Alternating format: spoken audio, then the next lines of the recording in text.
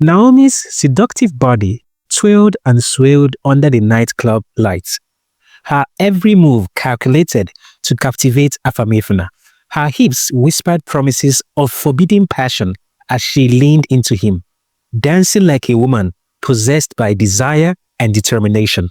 She was hell-bent on claiming Afam as her own secret lover. Her ultimate goal is to seal the deal with pregnancy and secure the marriage ring. In this tantalizing tale of ambition, betrayal, and fiery passion, sit back, relax, and immerse yourself in the scandalous drama. You won't believe how far Naomi will go.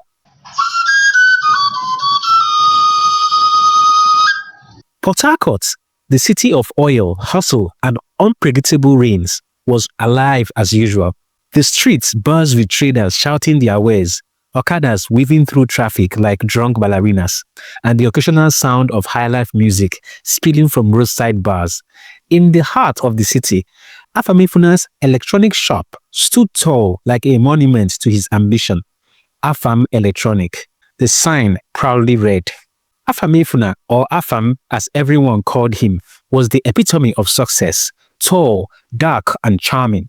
He had built his thriving business from scratch. But for all his achievements, one thing haunted his nights like a stubborn mosquito.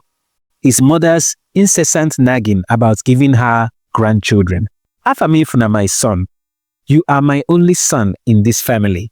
If you don't give me grandchildren, who will carry on the legacy of your late father? Mama Afam wailed one evening. She had perfected the art of emotional blackmail, often punctuating her rants with exaggerated sniffles. Afam sighed, his head buried in his palms. Mama, I have told you, let me find the right woman first. Find woman kwa. My friend, get her pregnant first.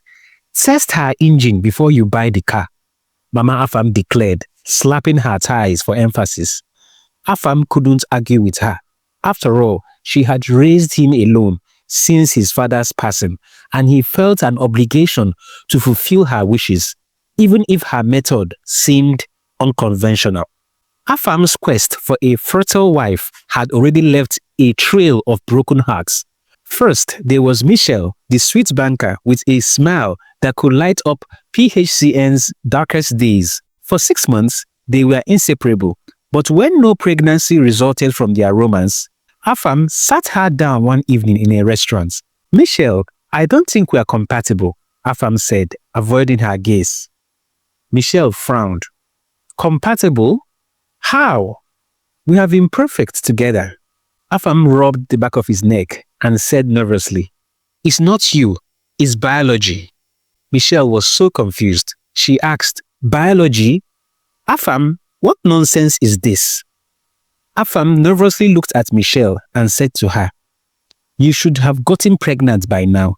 I can't risk marrying a barren woman. It is you and your generation that is barren, Michelle backed and stormed out, and that was the end of that relationship. Then the next relationship after Michelle was Moyo, the hard-working fashion designer whose jollof rice could make angels salivate.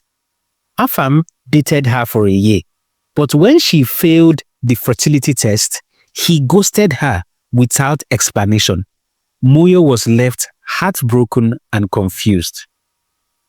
Everything, however, changed when Afam met Kemi at a friend's wedding. Kemi was radiant with skin that shimmered like polished ebony and a laugh that could melt the hardest heart. Kemi worked as a part-time model alongside her best friend, Naomi, a sultry beauty with cat-like eyes and an air of mischief. Kemi and Naomi lived together in a flat in Trans Amadi Street, Port Harcourt. Afam wasted no time sweeping Kemi off her feet. Lavish dates, surprise gifts, and weekend getaways became their routine. Naomi sometimes tagged along on their outings. Little did Kemi know, Naomi wasn't just tagging along for fun. She had eyes firmly set on Afam. I mean, he's tall, handsome, and rich, and Naomi had no qualms stabbing her friend Kemi on the back. One evening, while they shared suya at a roadside joint, Afam finally opened up to Kemi. Kemi, there is something I need to tell you, Afam began, clearing his truth. Kemi tilted her head, her eyes curious. What is it, Afam? I love you, he said, taking her hand in his. But before we can get married, there is one thing we need to do. Kemi's heart leaked. Was this a proposal? She thought to herself. I need you to get pregnant first, Afam whispered. The words hit her like cold water. Pregnant? Before marriage? Afam explained his mother's insistence and the pressure of being the only son. I know it sounds strange, he said, but it's important to me. It's important to us. Kemi sighed deeply. She was not comfortable with this, but love makes people do crazy things. Okay, Afam, she said, if it means that much to you and your mother, then let's try and get pregnant before we get married. Days later, Kemi confided in Naomi about the pregnancy before marriage arrangement. Naomi discouraged her and told her to call off the relationship. Naomi said to Kemi, what sort of nonsense arrangement is that? If his mother starts dictating how and who he marries, then there is a big problem. Dump that fool and find another man. But Kemi was just too in love with Afamefuna. Before Naomi slept that night, she made a selfish plan. She would outmaneuver Kemi and position herself as the perfect wife for Afamefuna. One fateful evening, Naomi saw an opportunity. Afamefuna was supposed to come over and pick Kemi. So Naomi, ever the schemer, slipped a sleeping pill into her friend's drink. Kemi, you look stressed, Naomi said. Take this juice, it will calm you down, she said sweetly, hiding her devious smile.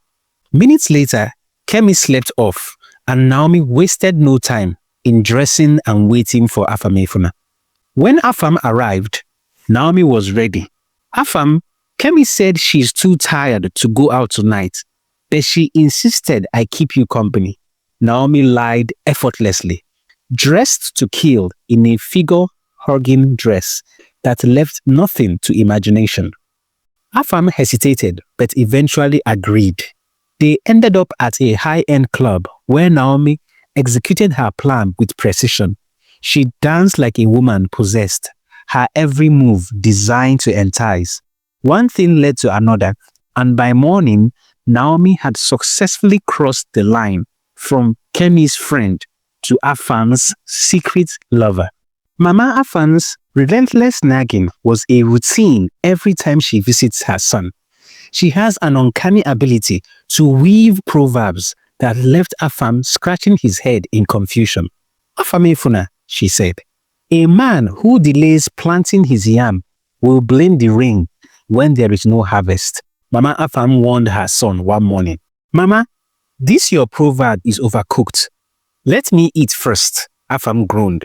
Meanwhile, unknown to anyone, the secret affair between Afam and Naomi spiraled quickly. Naomi made sure Afam couldn't escape her seductive charm. She showered him with attention and even cooked his favorite meals. But Naomi had one major problem. She wasn't getting pregnant, and Afam was growing impatient.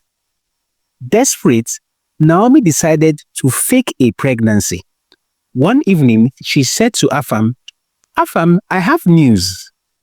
Holding her hand with feigned tears. What is it? Afam asked, alarmed. I am pregnant, Naomi declared. Afam was overjoyed. He called his mother immediately, and the old woman, though confused because she thought her son was dating Kemi, quickly switched side and burst into songs of praise. Chukudalo, my son, this is the news I have been praying for. Naomi, you are a blessing, Mama Afam exclaimed. Naomi's announcement marked the end of Kemi's relationship with Afam. Afam broke the news to Kemi in the coldest way possible. Kemi, I think we should go our separate ways. It is not you. It's just things are complicated, he stammered. avoiding eye contact. Kemi was devastated, but didn't argue. 2 weeks later, she stumbled upon Afam and Naomi's pre-wedding photos on social media. The betrayal was too much to bear. She fainted, waking up hours later to the grim reality of her heartbreak. Afam and Naomi's wedding was a grand affair. Port Harcourt buzzed with excitement. The newlyweds moved into a luxurious home, and Afam bought Naomi everything she wanted. But Naomi's fake pregnancy was a ticking time bomb. Months passed, and Naomi carried on the charade. She bought a fake belly and wore it with pride, posting pictures on Instagram, #blessed, #mama in the making. But her luck ran out one fateful evening when Afam decided to surprise her. He had secretly purchased a brand new Rolls Royce and planned to unveil it as a gift when Naomi gave birth. However, Naomi got to know about the car, so Afam decided to present the car to her in a small family party, even before the delivery date of their baby. With Mama Afam and the other family members present, Afam brought the car home. Naomi, overwhelmed with excitement, danced energetically in front of everyone. That was when the fake belly slipped and fell on the floor.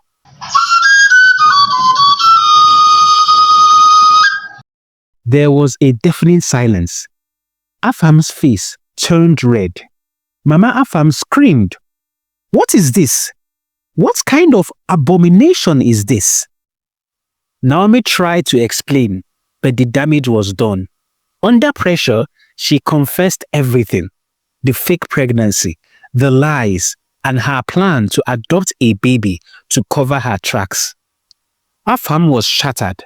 Mama Afam, visibly boiling with anger, turned to Naomi. "So a Jezebel like you have destroyed your womb with abominable lifestyle, and now you want to tie my son down? God forbid. Afamefuna, send her packing quickly." As the drama unfolded, Naomi dropped a bombshell. "If you think I am the only one to blame, think again. Afam, have you ever asked yourself why you haven't been able to get anyone pregnant?" Her words hit like a thunderbolt. Naomi revealed she had gone for fertility tests and found nothing wrong with herself. She accused Afam of being the problem and challenged him to get tested. Reluctantly, Afam agreed. The results were a bitter pill to swallow. His sperm count was low, and the road to recovery would be long and uncertain. Naomi used the diagnosis to her advantage, suing Afam for emotional damages, and she broadcasted his struggles publicly, telling everyone that he was impotent. The humiliation was unbearable, and Afam paid Naomi off to secure a divorce. Broken and humiliated, Afam retreated into his shell. Mama Afam's guilt weighed heavily on her as she realized her obsession with grandchildren had brought nothing but misery. Months later, after this horrible incident, Afam sat in a restaurant staring at his plate of steaming jollof rice that had long gone cold. The weight of the past months bore heavily on him. Betrayed, humiliated, and rejected, he felt like a shell of the man he once was. He looked up and froze. There she was, Kemi. She hadn't seen him yet. She was at the far corner of the restaurant, her smile bright as she ordered her food. She looked radiant, her natural hair glowing under the restaurant's soft light. Afam's heart clenched. How could he have let her go? How could he have been so blind? He took courage and walked up to her. "Kemi," he whispered, his voice cracking. She turned, her smile fading as she recognized Afam. For a moment, she seemed conflicted. Then she said, "Afam," unsure of what to say. Her presence stirred something deep within him: regret, hope, and a desperate longing for redemption. I was a fool, Kemi. I let my pride and my mother's pressure ruin what we had. I don't deserve your forgiveness, but I need you to know I never stopped loving you, he said, his voice breaking. Kemi's eyes glistened, but she held her composure. Afam, love isn't just words, it's action, commitment, and respect. You broke my heart in ways I never thought possible. Why should I trust you again? Afam knelt right there in the middle of the restaurant, oblivious to the curious stares of onlookers. And he said, because I have learned my lesson, Kemi, I now know that marriage isn't about meeting society's expectation. It's about choosing a partner you can weather storms with, someone you can grow with, love deeply, and cherish forever. You are that person for me, Kemi. Please give me another chance, he pleaded, tears streaming down his face. Kemi hesitated, her heart warring with her mind. She had spent months piecing herself back together, building a life where she no longer depended on anyone for happiness. Yet, she couldn't deny that Afam's words touched something deep within her, a yearning for the love they once shared. Afam, you will have to prove yourself. I can't just jump back into this, she said finally. I will spend the rest of my life proving myself to you, Kemi. That's a promise, Afam vowed. True to his word, Afam began a journey of redemption. He underwent therapy to deal with his insecurities and strained relationship with his mother, for he had set boundaries with his mother, firmly but respectfully asserting his independence. Mama, Afam said, I love you, but I have to live my life my way. I hope you will support me. Mama Afam, though reluctant at first, softened over time, seeing her son take responsibility for his mistakes and prioritize his happiness made her reevaluate her own role in his life. Afam and Kemi took things slow. They went on dates, had long conversations, and rebuilt the trust that they had shattered. Afam's sincerity and consistent efforts gradually melted Kemi's defenses. Months later, on a quiet evening at the same restaurant where they had reunited, Afam proposed, not with a grand gesture, but with heartfelt words.